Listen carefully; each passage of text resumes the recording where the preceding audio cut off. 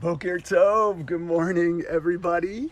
I'm Rabbi Avi, one of the rabbis of Valley Beth Shalom, and it's good to be with everyone this morning for a Shabbat story. It's been quite the morning. Our internet went out at our home, and we have no cell reception, so friends of ours, good friends, offered us their driveway. Big shout out to the Rabbi family for letting us use their Wi-Fi outside their home for today's story. This story is really dedicated to everyone in need of healing at this time, and to all of us, hopefully to bring us a little closer together. So here we go. This is one of my favorites. It's adapted from a book. I'm not going to tell you the name, but it takes place in New York. And so a special shout out to all those in New York who are in need of healing at this time too. That's right. Okay, are we ready? Everyone with us? Good. Looks like it. Oh, hold on. Hold on. So, once upon a time, there were two children. Their names were Chaim and Sarah. And Chaim and Sarah were so excited because they were getting to go spend Shabbat with their Bubby and Zadie. That's their Saba and Savta, or their Savta and Saba in Brooklyn, New York. Did you say Brooklyn? Brooklyn, that's right. They were going to Brooklyn. And so they packed their bags. They were excited. They woke up early that day. They didn't have school, so, like us. And they packed their bags and they went over to their Bubby and Zadie's house. They walked up to their apartment. They walked up all the steps. They get to the door. They knock on the door. Oh, Bubby opens the door and gives them the biggest hug and welcomes them. Zadie gives them a hug. They're so excited. Bubby looks at them and says, "You know what, Chaim? You know what, Sarah? I could really use your help making Shabbat dinner. Would you help us? Would you help me?" And so they went into the kitchen, and first they laid out the dough. Everybody lay out the dough, and they started then to braid it. They made the most delicious challah that anyone had ever tasted. They put chocolate chips in some, and they put raisins in another, and they put sugar and cinnamon on others. And they were really excited for the challah. And then they made Bubby's famous chicken soup with matzo balls, and that was yummy too. And then Bubby said, "We have to make my famous kugel." And so she gets out the noodles.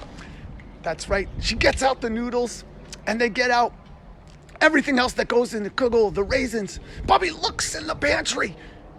She's looking for the honey, the most important ingredient that makes the kugel so sweet. And there was no honey in the pantry. There was no honey. So Bubby turns to Sarah, and she says, Sarah, run down to the corner store. Get us some honey. Get us some honey and bring it back so we can put it in the kugel. And so Sarah runs down the steps. It's going to make you nauseous if I do that.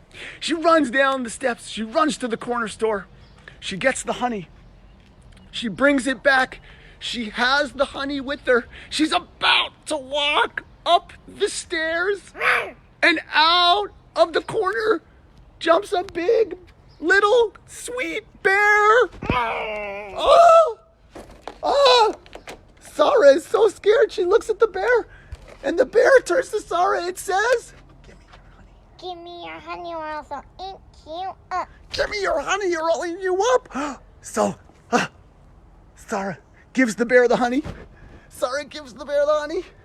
Runs up the stairs, knocks on the door, walks into the apartment, looks at Bubby, and says, Bubby, you're never going to believe it. You're never going to believe it. There was a bear downstairs, and the bear took the honey. Bubby looked at Sarah, put her hands on her hips, and she says to Sarah, "Sarah, everyone knows there are no bears in Brooklyn."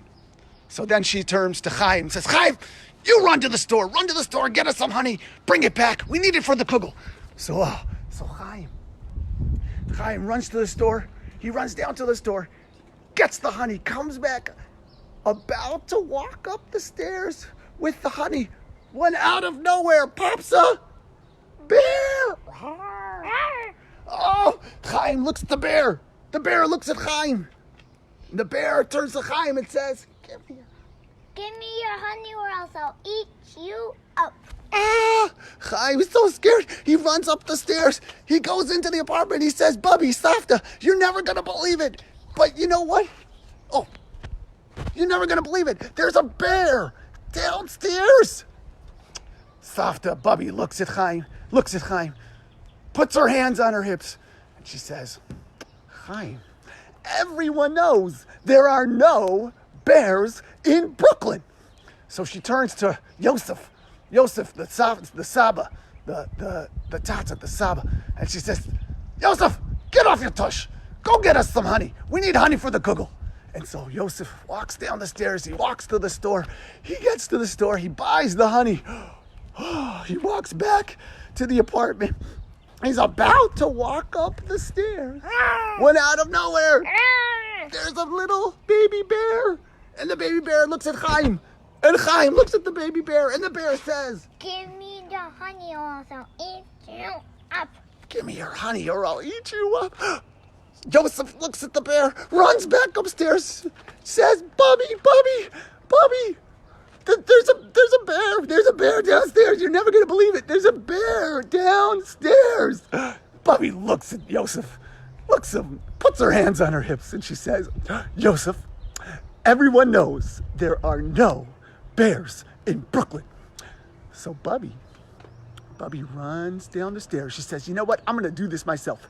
She goes to the market. She buys the honey. She comes back to the apartment, and as she's slowly about to walk up the stairs, out of nowhere pops a bear. Right. Oh, there's a bear. Bubby looks at the bear. The bear looks at Bubby. The bear says to Bubby, Give me your honey or else I'll eat you up. Bubby takes one more look at the bear, and the bear looks back at Bubby. Bubby looks at the bear, and the bear looks at Bubby. Bubby puts her hands on her hips, and she says to the bear, Bear, everyone knows there are no bears in Brooklyn. The bear starts crying. I know, I'm not from Brooklyn. Oh my gosh, you're not from Brooklyn? Oh, I'm not from Brooklyn. You're not from Brooklyn? The Central Park Zoo. I'm from the Central Park Zoo. Oh no, you're lost. I'm so sorry. I'm so sorry, Bear. Well, listen, I know you miss your family. You want to be with your family first. Why don't you come up? You'll have Shabbat dinner with us. We'll welcome you to our home. It's such a mitzvah to welcome in guests, Hachnasat Orchim, welcoming guests. We'd love for you to be a guest in our home. Would you want to do that? Yes. Is there anything I can bring? Oh, Bear, I'm glad you asked. How about this? You bring the honey. Okay. And so Bear walked up the stairs with Savta and joined the family for Shabbat dinner. And they talked all about Bear's family, where the bear was from. And then afterwards, they returned the bear to his family. This Shabbat, even though we can't invite each other into each other's homes physically, I hope that we can do that virtually. Call a friend, FaceTime, invite them in. Start a Zoom conversation, invite people in, and let's celebrate Shabbat together. Maybe in a little bit of a different way, but let's continue to stay connected, continue to stay together as a community, to welcome Shabbat and to be together this Shabbat and every day forward until we can be together again physically. With that, Shabbat Shalom, everybody. Shabbat Shalom. Shabbat Shalom. Shabbat Shalom. Say Shabbat Shalom, Bear. Shabbat Shalom. Shabbat Shalom. Shabbat Shalom. Whoa, up. Don't rotate the phone. Shabbat Shalom, everybody. It's Rabbi Avi signing out.